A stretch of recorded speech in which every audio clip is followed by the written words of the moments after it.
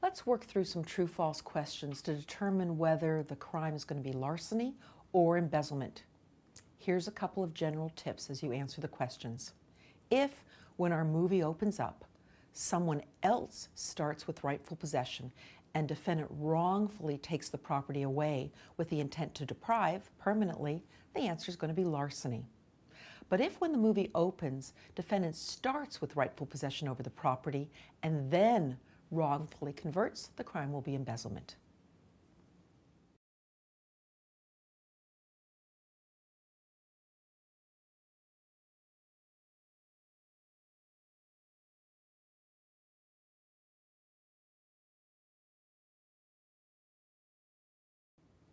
This is a true statement. Accountant has committed embezzlement when he keeps the money.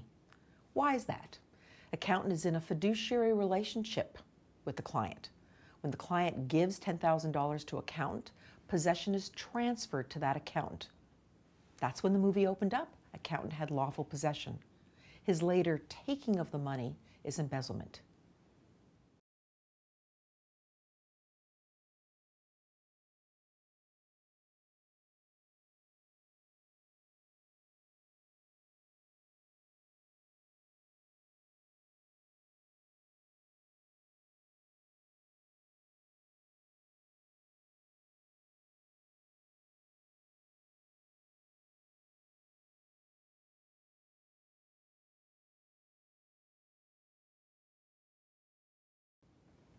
This statement is true. Let's examine why. Sadly, this sometimes happens to lawyers. The lawyer's in a fiduciary relationship with client and the funds are sitting in the client's account. They can't be taken by the lawyer even though the lawyer may have possession of them. When the lawyer takes the money, the lawyer's breached that fiduciary duty. What about the fact that the lawyer doesn't intend to permanently deprive the client of the money? And indeed, the lawyer puts it back in the client's trust fund. For embezzlement, it doesn't matter. The crime was committed the moment the lawyer breached the fiduciary duty. That's very different from larceny, which requires that our defendant intend to permanently deprive the possessor of the property.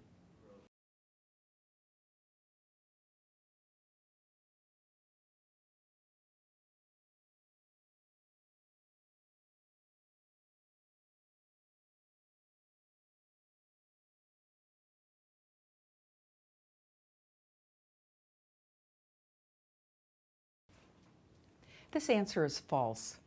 Defendant hasn't committed larceny. Defendant's committed embezzlement. Well, why is that? When our movie first opens, we see a high-level employee who's in rightful possession of the property. He has dominion and control over the safe. We know that because the true-false question says he has the combination. And from his title of store manager, we can infer that he has significant responsibilities that create this dominion control. He's been entrusted with the property.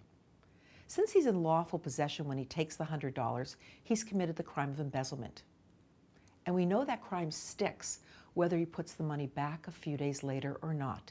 Embezzlement doesn't require the mens rea of the intent to permanently deprive.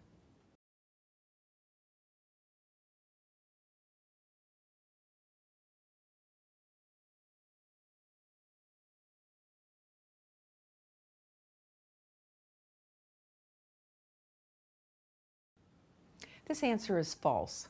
The crime is embezzlement. Why? When O loaned the television set to D, he created a bailment with our defendant. He transferred lawful possession of the television set to defendant for the month. Because of that, the only crime that's possible is embezzlement. When D wrongfully converts the property which he possesses, it can't be larceny, it's the crime of embezzlement.